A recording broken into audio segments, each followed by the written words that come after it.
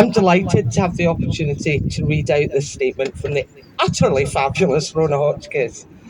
Scotland already imprisons far too many women. It is our great shame that in a population of 5 million, we have almost 300 women in prison. The Republic of Ireland, with a similar population, has just over half that number. Unless we Scots are naturally more criminally inclined, we are getting something very badly wrong. No woman who has not committed a violent offence should be in prison, and it's time our politicians and judiciary grasp that reality. You would think that though having incarcerated all these women unnecessarily, we'd at least be determined to hold them in safe and decent conditions. But no, here and in Ireland, we are refusing to recognise some basic facts about women in prison. First, they can't get out. They can't get away from those around them. Second, they are not free to speak their minds or complain without fear of consequences. Third, they have multiple trauma backgrounds that are off the scale compared to the general population. And fourth, most of that trauma and brain damage and hypervigilance and mental health impact has been caused by violent, controlling, manipulative men. So why are we allowing violent, controlling, manipulative men to live beside them in prison?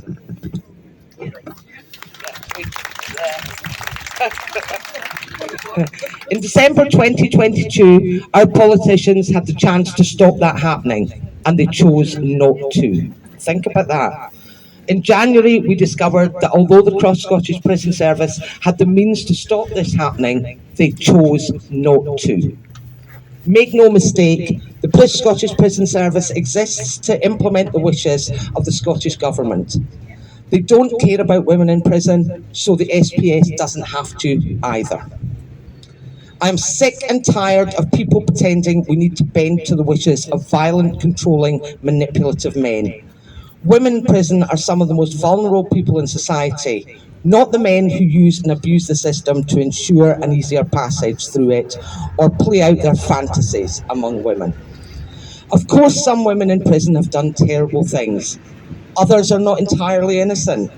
Most are there because life has dealt them the most awful hand. Many should not be there at all. None of that matters, though, when it comes to putting men in women's prison. No woman should be subjected to it, regardless of her circumstances.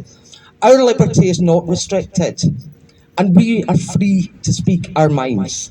And we must, and our voices must get louder and louder until noise becomes a constant, unbearable din in the ears of our politicians.